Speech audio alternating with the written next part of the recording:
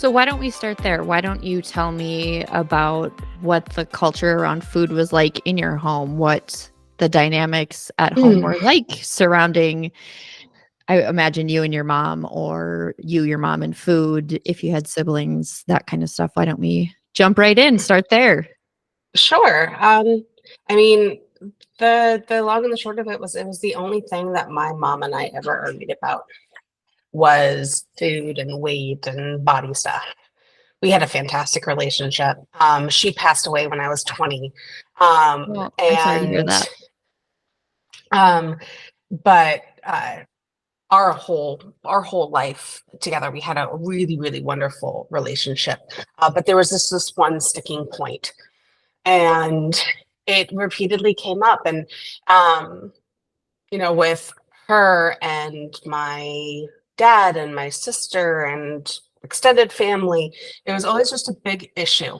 Um, and remains to be. And it just kind of became a really big part of my identity. What Um, was the goal ultimately that your mom was trying to get you to? Was it, the quote unquote health, or was it a certain appearance? Was it eating a certain way? Like, what was the goal that she was trying to get you towards? um, I think that she had it ingrained in her from her mother that um, looks were very, very important. And so much so that she battled with her own eating disorder behavior. And sorry, my headphone keeps on popping out of my ear, and then I go to fix it and it puts You're you on mute. you're good. Um, it manifested in her own eating disorder behavior. And I think that while she understood intellectually um, that she didn't want to pass on certain ideals and habits, um, there was part of her that like almost couldn't help herself because it was so like much a part of her. And she tried really hard to undo a lot of the things that had been done to her, but What kind with of things did you see her trying to change? um my what was different about my relationship with her and her relationship with her mother was that her love and respect and um uh affection for me were not dependent on my looks, whereas opposed Oh, to like with her mother, your worth was completely and your worthiness of love was completely tied to your looks. And so in that regard, she made huge leaps and bounds.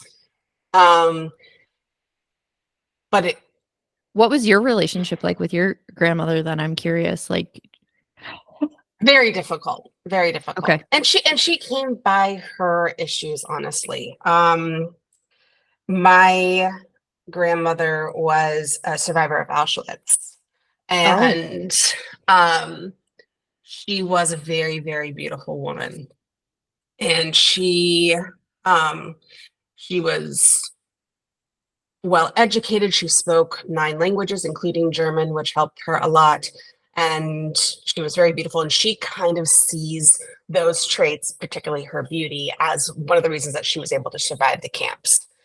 The main form of abuse that she dealt with in the concentration camps was being raped. And that was, while psychologically extremely damaging, physically, it was something she was able to survive much easier than other forms of abuse in the camps. right. Um, and one of the ways that she kind of basically how she coped with the trauma of that was that she was just so beautiful. And that it was almost like they liked her, sort of thing. Um, it was a way for her mind to kind of cope with all the trauma. And also because it was a form of abuse that she didn't die from, um, it was also how she survived. Yeah. Um, and so for her, very literally, looks are about survival. And you need to be beautiful and you need to be thin and you need to be desirable in order to survive.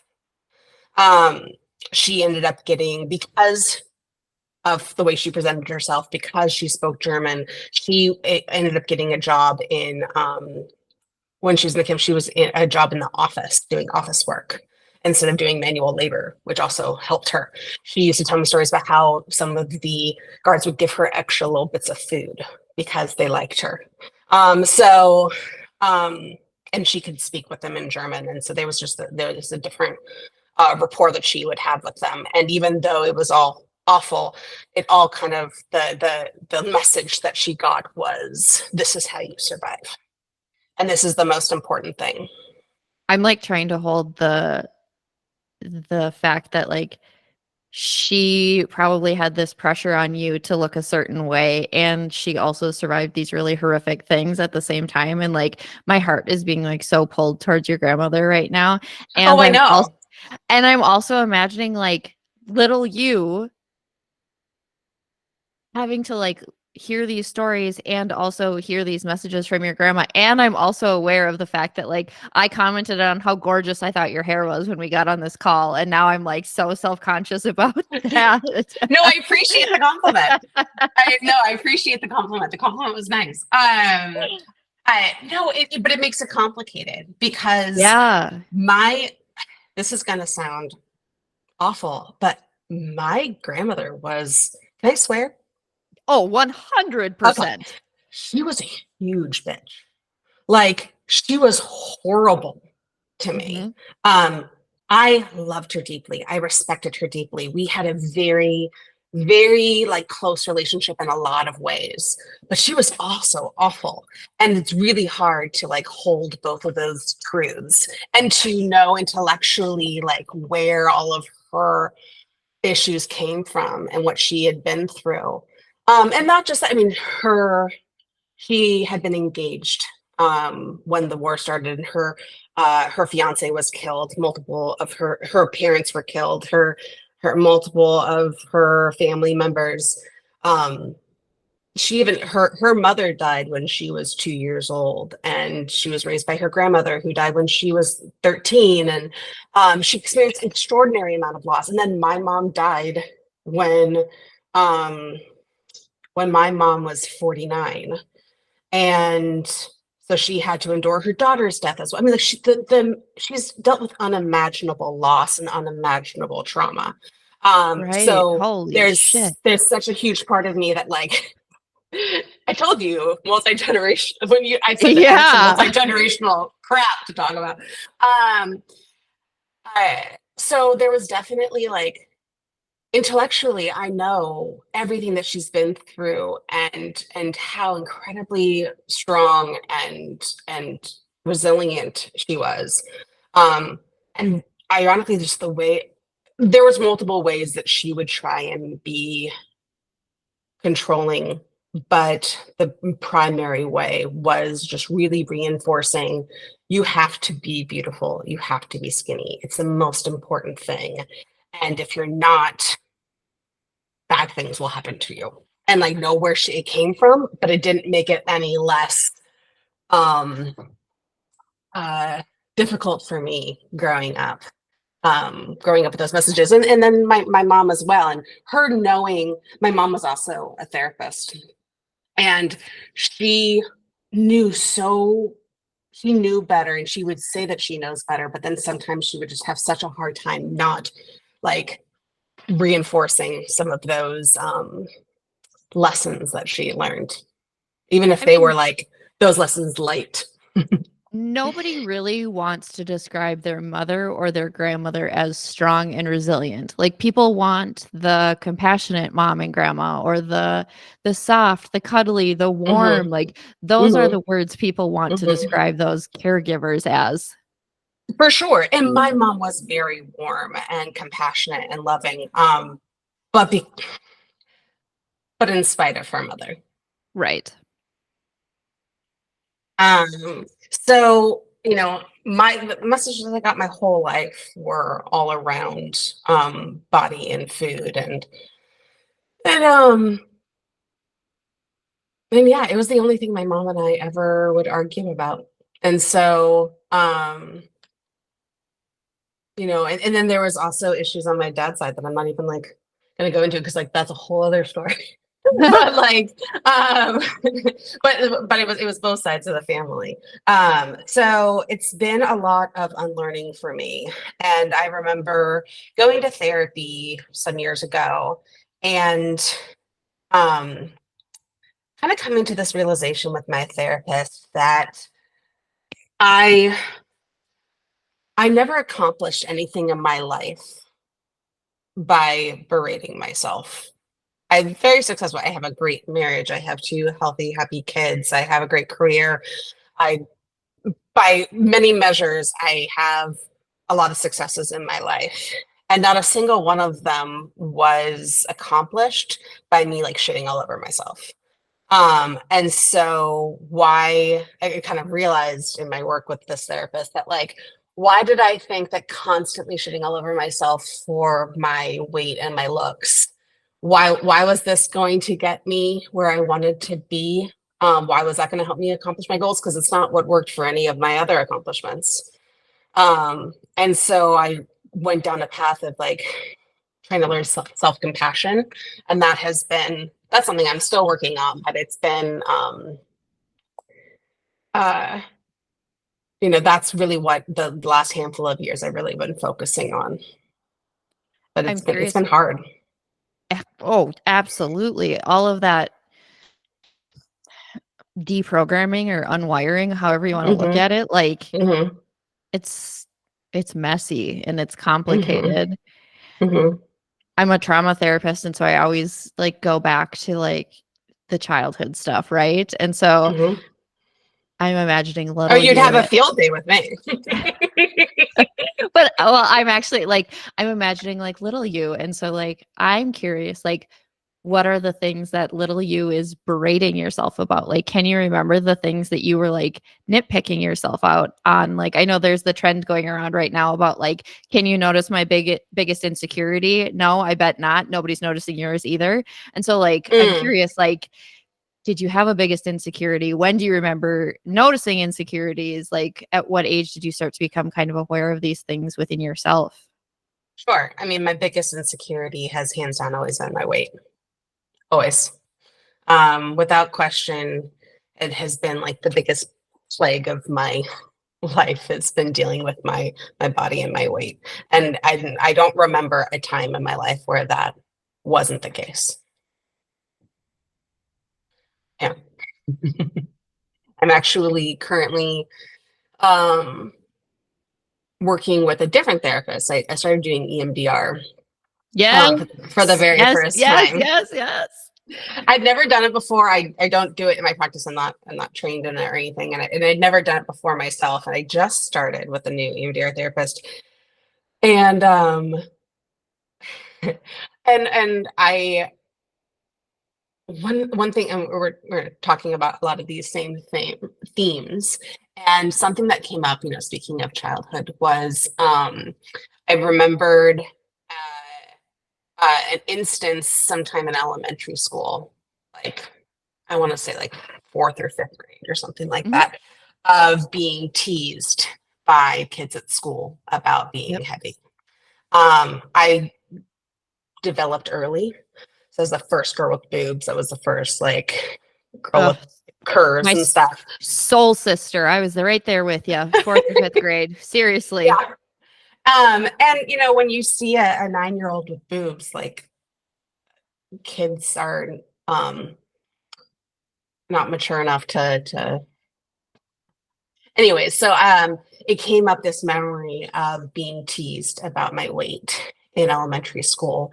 And what was like so like impactful about that in my EMDR session was that it the reason that that particular memory stuck out so much for me was because it reinforced that it wasn't just my family who believed this about me. It was what other people in the world thought about me too. And it validated all of those messages that I had received from family about me and my weight and my body. That, like, oh, Mhm. it isn't just my crazy family. These people see it too. So that makes it true.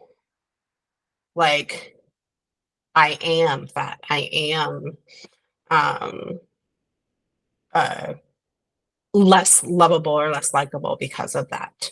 And so it kind of reinforced that message from them. And so it was pretty impactful. So when you ask like, early memories of that, I would say that in terms of like discussions in the family, my whole life, I don't really know when it would have started. But in terms of like a memory where I realized, like, oh, society thinks this way too. Although, not that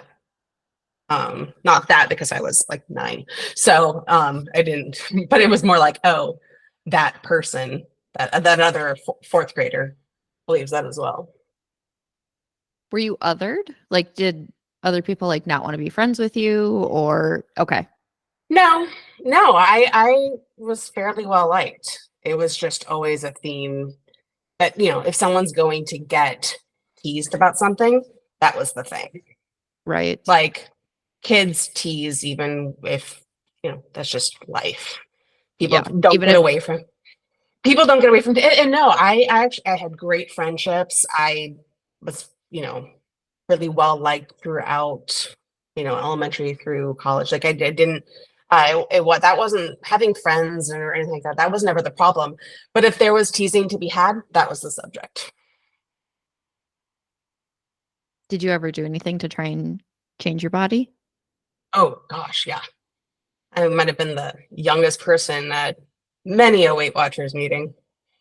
Um, Those damn Weight Watchers meetings. so many, so many. Yeah. Oh yeah, I've done every diet on the planet.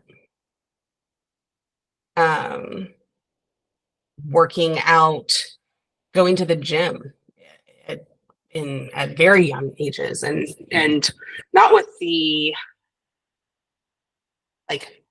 oh, I want to be healthy, but like no, trying to change my body. Was your mom thin? Like, were you trying to emulate like your mom? Okay. She is gorgeous. I Yeah, mean, you're there. gorgeous too. Thank you. Um, she was thin and gorgeous. um, yeah, and it was.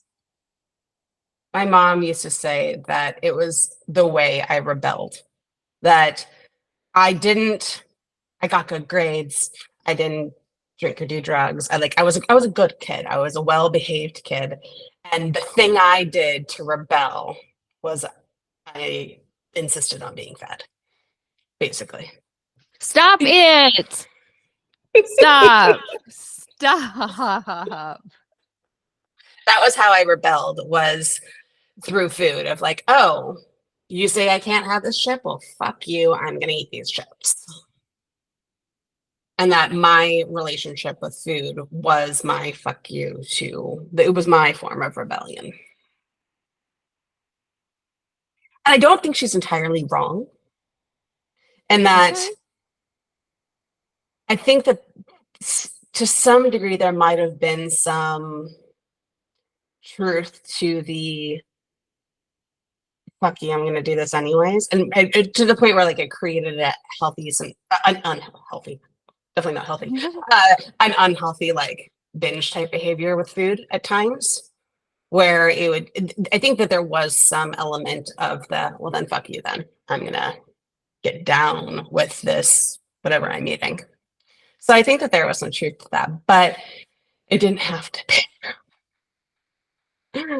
Yeah.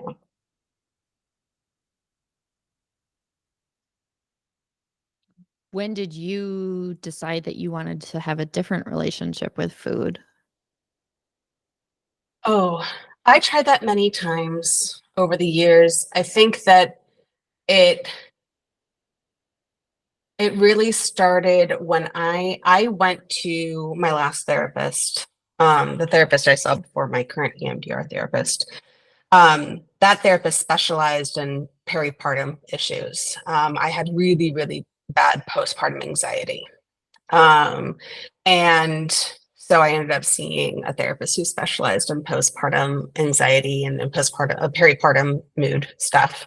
Um, and in my work with her, a lot of my weight stuff came up because my body changed dramatically in parenthood.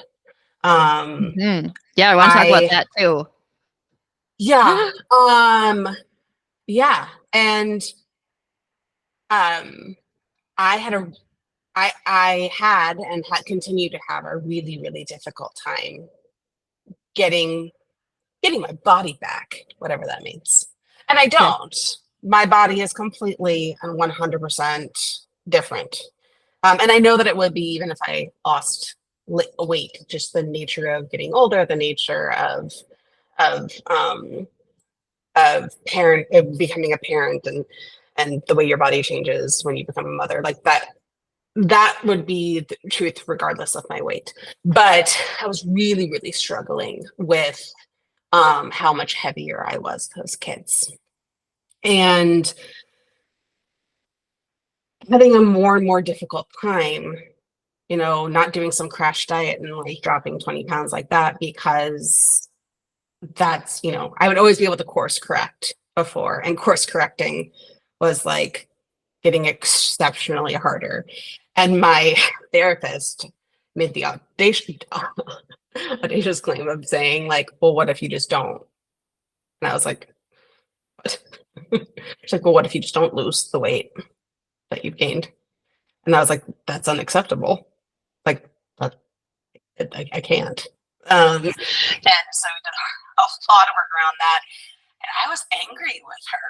I was angry with her for even putting it into my mind that I should accept myself this way. How Um, dare she? I know.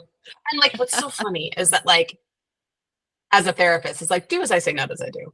Oh, absolutely. Yes. Like, Yes. I can say things to my clients that I so struggle doing for myself, and I see the irony. But yeah, like working on that self-acceptance piece, because I was like, no, but if I accept myself like this, then it'll never change.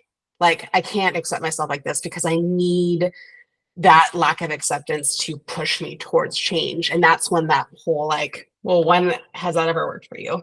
Have any of the accomplishments you've ever made been because you like talk shit to yourself until you made it happen? No, you didn't get to where you are in your career, your family, or whatever because you were like being mean to yourself. This all came from believing in yourself and accepting yourself and wanting to grow in a very like pro you way. So why are you doing it this way? Um, and so then I started reading the intuitive eating book, um, and kind of looking more into the whole concept of intuitive eating, and trying to unlearn a lot of diet culture stuff. And it's been a journey, and it's still hard for me because I am the heaviest I've ever been in my life. Ironically, I probably have one of the best relationships I've ever had with my body and with food, even though I am significantly heavier than I've ever been in my life. And I do want to, but then now I'm at the stage of, okay, so how do I work with this self-love and self-acceptance while at the same time prioritizing my health, but having it actually be about health this time, Yes. not be Yes. about the vanity metrics. And that's something I'm still trying to figure out because I don't know how to lose weight without doing it unhealthfully, either literally like physically or mentally. Um, so kind of my journey right now is okay, I'm at a really great place in terms of my mental health around my body, but how do I keep that while working on my physical health? Um, What makes so you that so physically that say that you're not healthy?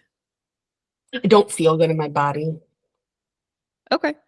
I don't feel good in my body, and um I think that I will enjoy aspects of my life more with less weight on me because they'll be easier to do. Um, I want to move my body in ways that I can't right now. And so it's like trying to reconcile, how do I keep the good mental health around my body that I have worked so hard for over these last handful of years, while marrying that with behaviors that I don't know how to do without going to the unhealthy place. I don't know how to do the eating thing and the exercise thing in a mentally healthy way. So it's like I've done one piece of it and now I'm trying to figure out the other piece of it. I think that's really cool that you're not rushing into figuring it out, though. That you're like, I have this one piece under control. I have this mental piece under control. And like, I'm loving myself right now. And I know there's more to figure out here and I'm going to figure it out. And so, like, I think that's really, really cool. Like, you're laying the foundation so that way you can do something sustainable. And I mean, that's why crash stuff doesn't work, right? There's no foundation. Totally. It's like House of Cards on an airplane. It's not going to stay up when we, try and make the landing. Yes. How did you maintain such a strong sense of self-worth through all of that? Because all the things that my parents did right. What did they do right? As much as I struggled with them in that one category, in every other category, they did a really good job at feeding my self-worth and how smart and capable and funny and interesting I was. All the aspects of my personality and how my brain worked and who I was as a person, that was well appreciated and respected and loved. And the only aspect of me that was ever looked down upon was the physical one. And so while that caused a whole mess of issues, the rest of it was so strong that I really love me. I don't love that aspect of me, but the rest of me I really enjoy. Not all the time, like I know I'm annoying, but like no, I mean like everyone is to some degree. I was gonna say, who isn't really? Who isn't? But like, but I do have a lot of self-worth and pride in myself with regard to other aspects. Like I know I'm a good friend. I really like the way my brain works. I know I'm smart. I know I'm funny. I know that I'm caring and compassionate. Like I know these things about me, and my parents knew those things about me. And as strong as the messages were on the negative end about my body, they were twice as strong about who I was otherwise. Were the messages explicit about your body, or was it like, Oh yeah. oh, like give me an example? Like, are you comfortable giving me an example? I'll give you an example from my grandmother Okay. because she recently died at age 104. Holy crap. Yeah, the woman was determined. She was deserving of a lot of respect. As much as she also was awful, she was also incredible. So in terms of direct or unmistakable like commentary on my weight is I would go visit her. She lived down in LA. And I'm up in the Bay Area.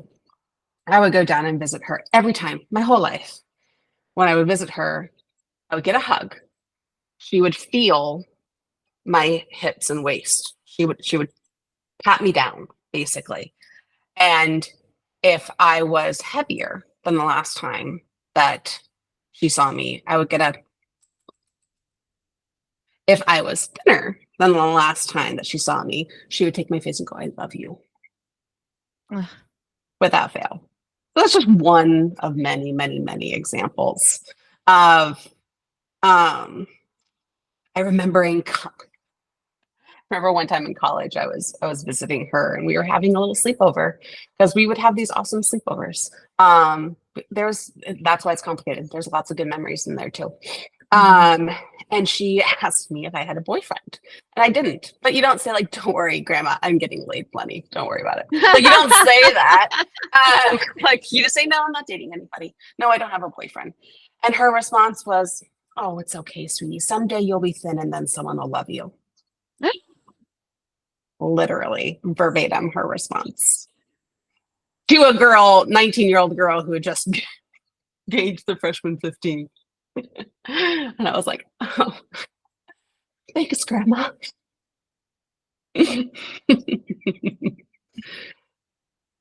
So yes,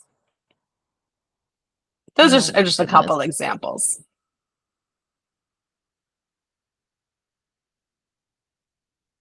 I'm just like Oh, speechless. Like I know like our grandparents' generation is kind of notorious for oh, like saying saying things. shit.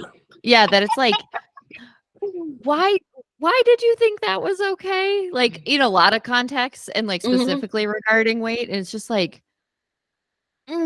sometimes they just really crush it with the inappropriate things. Hmm. In high school, in front of one of my girlfriends, she offered to pay me $5 for every pound I lost.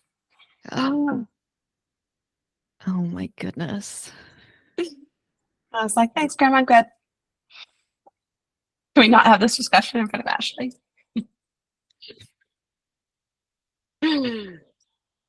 Poor you and poor Ashley having to listen to that.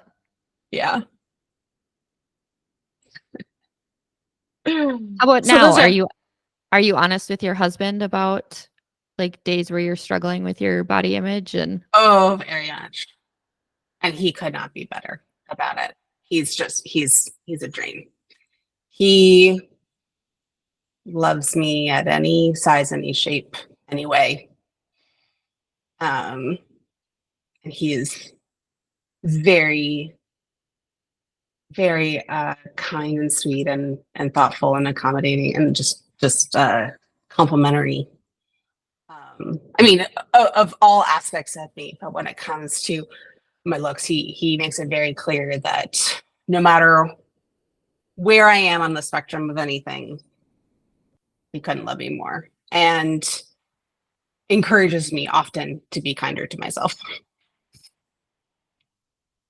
there's some really good men out there who are going to help a lot of women do a lot of Oh, really good healing. absolutely. I got one of the good ones for sure. He's incredible. What are you guys doing different as parents? Your mom did stuff a little bit different. Mm. You have even more knowledge and education. What are you doing different with your kids? Trying to make food morally neutral. Mhm. Um, that there aren't good foods and bad foods or healthy or unhealthy foods. We're trying to just explain some of the like basics about foods and what they do for you and what quick energy feels like and long energy feels like from foods and about balance and um, trying to take um, that and food is never either a reward or a punishment. It's not a treat to be had. They don't earn getting ice cream or earn getting a treat or anything like that, or don't have food of some kind taken away as some sort of punishment. It just sometimes we have a treat and sometimes we don't. Sometimes, but like behavior in one way or the other does not result. It does not have a relationship with whether or not they eat certain things. And a lot of language about body image, body stuff, and people being different shapes and sizes, and that's okay. And that it, how they should talk to people and what they should or should not say to people with regard to their physical appearance. Um, and trying to also de-emphasize some of the negativity around certain labels. My 7-year-old the other day commented that I'm fat, and You or um, they are?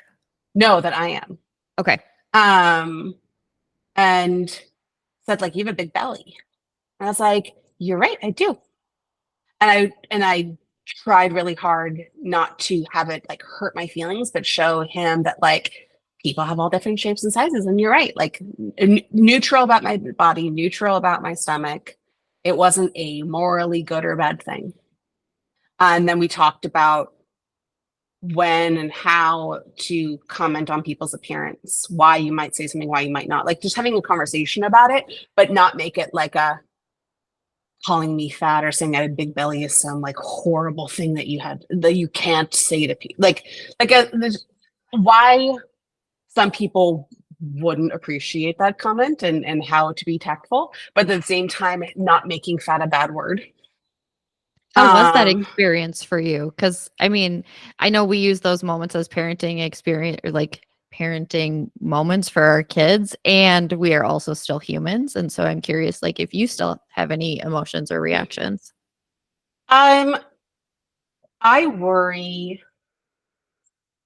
I worry about not in that moment because I still have the most influence in his perceptions and his behaviors. But I worry that at some point society is going to have a bigger pull on his opinions than I do, and that might change the way he views me. Oh, So that's probably something to worry about, but I'm not there yet. I haven't crossed that bridge yet. Um, I I also try and like explain other things. I'm like, yeah, my belly is big. And you know what's amazing about it? I grew you and your brother inside of it. How cool is that? Like you see the stretch mark right here? That was you. That was you growing inside me. And like try and um appreciate it from that perspective. I think that it helps that they see both my boys see their father being so kind and affectionate and loving and sweet with me, regardless of my size. Um, I think that that modeling will hopefully teach them how to treat other people as well. absolutely. Um, but yeah, I mean, at some point, um, they're I'm nervous about the moment that they get the message that there might be something wrong with their mom because of the way I look. So As boys, that's they might get a little bit different messaging than girls did growing up. Are you concerned about the messages they might receive about their body at all? yeah, definitely. Definitely. I mean, my kids probably won't be stick figures, if not in their genes to be. And I I want them to have a positive body image as well. So that's something, and I don't know exactly what that looks like with boys, but I'm gonna learn. I'll be right there alongside you, learning what that looks like. I will learn. Um, because I don't think boys are immune from it at all. So Nope. yeah. So I always kind of like to move towards wrapping up and ask, like, if you could go back and talk to your younger self or someone going through body image struggles, what advice would you give them? What would you say to someone in the thick of it? Um, be patient with yourself, be kind to yourself, operate, work on the self-compassion piece. That's the hardest part and the part that's most necessary in order to do anything else, probably.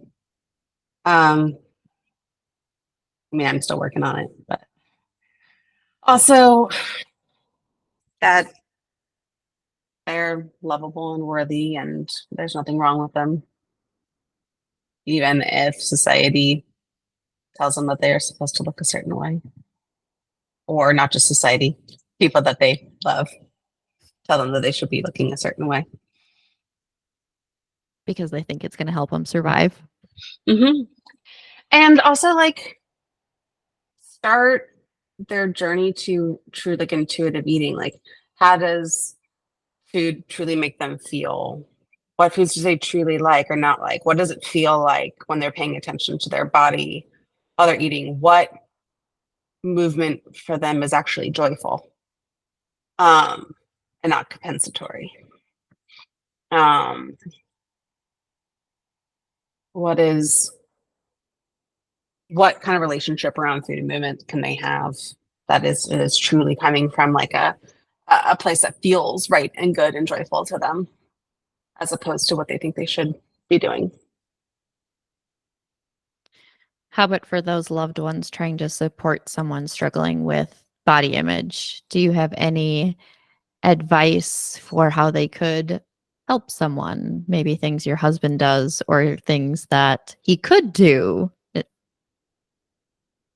I'm I'd ask him what he does. Just being, helping them feel like they're loved and lovable, no matter what. That they're your affection and love and care for them is not dependent upon what they look like. Um, and um, encouraging them to be kinder to themselves when they're having a hard time being kind to themselves. Reminding them to, like, hey, knock it off. Stop. My husband will say, stop being so mean to my wife. It's like, just stop. Like, help them stop being their own worst critic by encouraging them to be gentle with themselves. It's easy to be mean to ourselves when nobody's there regulating us because Oh yeah. we're the only police in there stopping that nasty voice in our head sometimes. So it's nice to hear other people standing up for us. Absolutely. Thank you for sharing your experience with me. Yeah, I could talk about this for a long time. Hell, I'm in therapy for it. Um, We should all be in therapy, right? 100%. 100%. 100%. Yeah. Um, yeah, something I didn't mention was I the reason my mom passed away is that she had cancer, and I Oh, have the genetic predisposition for the same cancer. It's the uh BRCA um BRCA2 oh gene. no. And so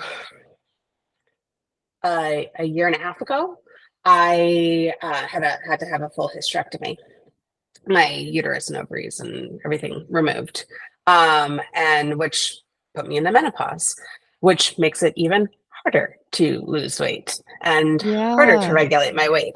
And so there's just been this whole other new layer of trying to, and also the other ways that my body, and I'm on hormone replacement, but it's not nearly as much estrogen as my body had. Like, I went on when I was 38. Like, I the the amount of estrogen in the patch is not what a normal 38, or what I as a 38-year-old had in my body. So while it made the transition to being in menopause like that much smoother, as opposed to like this abrupt change, it's still a change. And so there's lots of changes in my body with that as well. And so that's a whole other like component in this. So I just thought of it. And so I just wanted to mention it, that like there's That's a throughout. huge physical and emotional thing. Yeah. Oh my So God. so that's another component that like I'm like integrating into the work that I'm doing with myself. So yeah, I could talk about this subject for a long time. We might need to talk again about the BRCA gene because, like, that's a real thing. And, like, when you have that, that's serious. And, like, that's a big choice that a lot of people deal with of, Mhm. you know, do you have the hysterectomy? Because ovarian and cervical cancer are no joke and they're hard Mhm. to catch until it's too late. And, Yep. you know, the Yep. treatment options are nasty. And yeah, we Yeah. might be having to meet Yeah. again. Yeah. I was 20 years old when my mom was 49 when she died from ovarian cancer. Um, I was 16 when she was diagnosed. So Oh I my could talk. goodness. I could talk about that whole other subject about dealing with with chronic and fatal illnesses and death and all the things that have come and the almost it'll be in October it'll be 20 years. So in October it will be as many years that I lived with her that I've lived without her. Wow. And that is a mind fuck. Um so Yes. yeah.